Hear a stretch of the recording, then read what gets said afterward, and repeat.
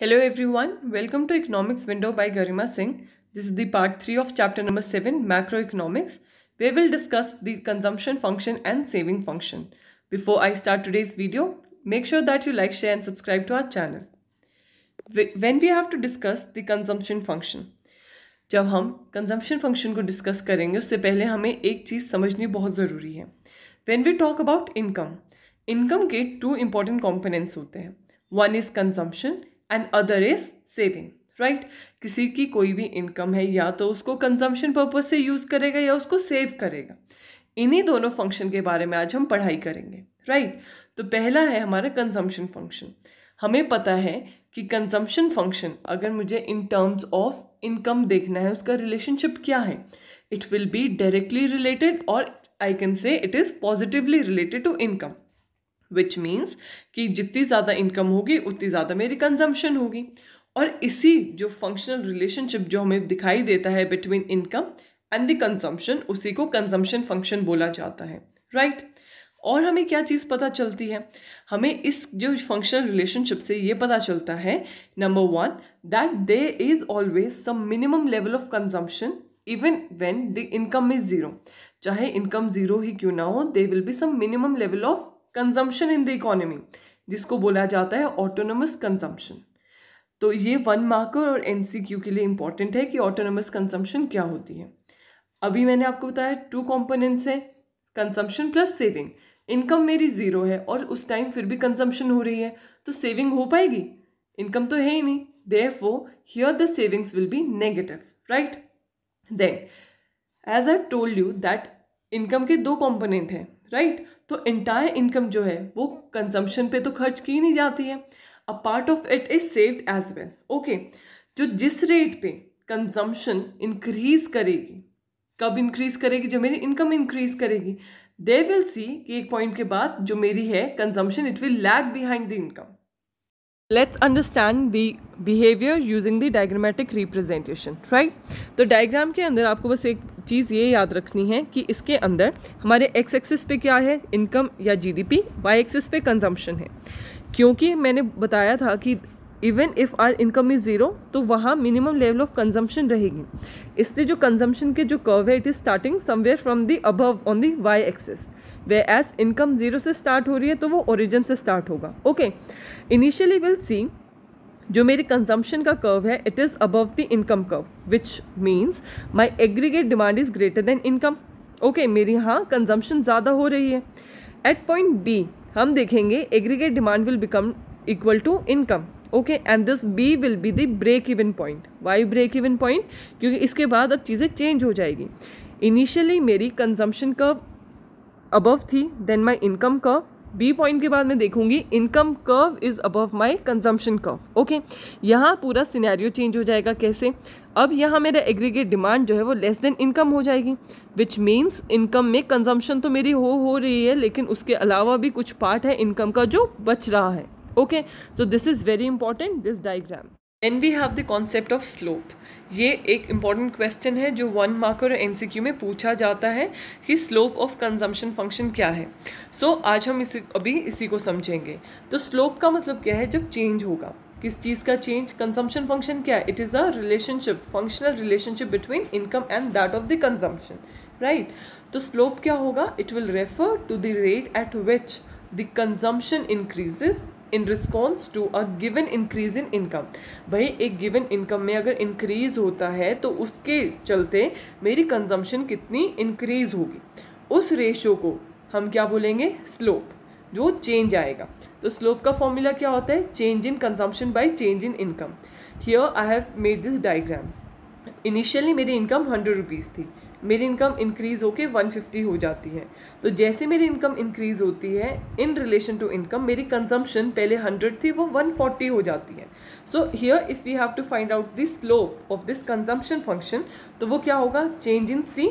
Change मतलब 100 थी और 140 हो गई. कितनी गुना इंक्रीज़ हुई? 40. ऐसे ही मेरी इनकम पहले 100 थी और कितनी होगी? 150, तो 50 इंक्रीज़ हुई. तो 40/50 which will be around 0.8. Okay, so here we get to know कि मेरी कितनी इंक्रीज ऑफ इनकम की वजह से मेरे कितना इंक्रीज इन कंजम्पशन हुआ, और ये जो इंक्रीज हुआ है, ये जो चेंज आया है with increase in income leading to change in my consumption, इसी को क्या बोलते हैं? It is known as the slope. So then we have the related concept to the consumption function. One is the APC, which is the average propensity to consume, and the other one is the MPC, which is the marginal propensity to consume. Both of them indicates the ratio between the consumption and income, लेकिन दोनों ही अलग हैं. How? APC, which is my average propensity to consume, it refers to the ratio between the total consumption and total income. Okay, and the formula here is C, which is my consumption, divided by Y, which is my income. तो यहाँ हम total consumption और total income की बात कर रहे हैं.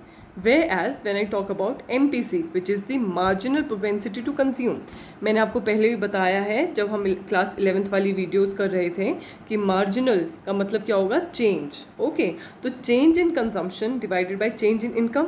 So basically this is the ratio between change in consumption and change in income. And if you remember last slide में हमने क्या डिस्कस किया था स्लोप में, कि वो चेंज कितना आएगा, right? So if I have to say slope of C line is the MPC or the marginal propensity to consume, will I be wrong? No, I'll be correct here. Okay, तो आपको कैसे भी question मिल सकता है. Slope of C line में सीधा formula पूछ सकते हैं या आपसे वन वर्ड में पूछ सकते हैं MPC, तो आपको कंफ्यूज नहीं होना है.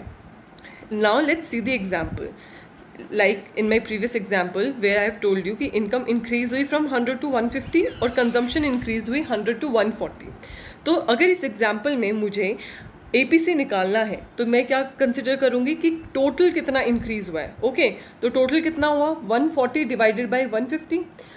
और जब मैं मार्जिनल की बात करूँगी, मार्जिनल का मतलब क्या है कि कितना चेंज आया, तो चेंज कितना है? 40 और 50 का. तो APC मुझे पर यूनिट टोटल बताता है और MPC मुझे पर यूनिट एडिशनल बताएगा. Okay, next we have the algebraic presentation of consumption function.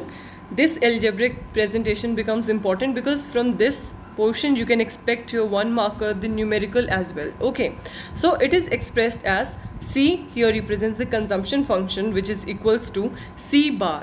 C bar means this is the minimum level of the consumption even at income 0, plus B. B here represents the change in or the increase in consumption in response to the increase in income, which is my MPC also. तो B को मैं MPC बोल सकती हूँ. Then I have Y, which refers to income. So आपको directly ऐसे algebraic presentation देके पूछा जा सकता है कि C बार क्या है, B क्या है, Y क्या है, या कंजम्पशन फंक्शन की एल्जेब्रिक प्रेजेंटेशन क्या है. और in the other way it could be asked if C is equals to 20 plus 0.8Y, one marker में, which is what is the minimum level of consumption here. So if you know the algebraic presentation तो आपको पता होगा C बार की कौन सी place है. You can easily find out कि minimum level of consumption क्या है इस equation में, it is 20. Then further the question could be what is the MPC or the marginal propensity to consume here. So if you know this presentation you can again easily find it out कि B की position पे क्या है, 0.8. So this is how it becomes important. Here I have given you one illustration so that you have a clearer idea what I was talking about. Find C when C bar is equals to 200, MPC is 0.5 and income is 1000. If you know the presentation or the formula how it is expressed, so what will you do? You will simply put in the values because you know C is equals to C bar plus MPC plus Y. Put in the values and you will get your answer. So this is how you can find out and further solve various numerical regarding this algebraic presentation. Then we have the saving function. Before we get into this, we know that income is either consumed or saved. तो income के दो component हो गए C plus S. C refers to your consumption and S refers to saving. तो these are the formulas how you can find out the saving and consumption from income. Okay. Now talking about the saving function. What is it? It is the functional relationship between saving and income. दोनों component है जो income के, saving और consumption. अगर हमें एक भी चीज़ पता चल जाती है other one we can easily find it out. Okay, जब हम सेविंग को in relation to that of income पढ़ेंगे, उनका फंक्शनल रिलेशनशिप देखेंगे, उसको हम सेविंग फंक्शन बोलेंगे, जैसे हमने कंजम्पशन की केस में कंजम्पशन फंक्शन किया था in our previous slides. Okay, then now जैसे मैंने आपको बताया था, अगर आपके पास कोई भी एक कॉम्पोनेंट है, you can easily find out the other one. So here the saving function is derived from the consumption function. Suppose in the question you are given income and consumption. So by now you know the formula, you can easily find out the saving. जब income में से consumption आप निकाल दोगे तो आपको क्या मिलेगी? Saving. So from this table it is implied that saving can be negative. Why negative?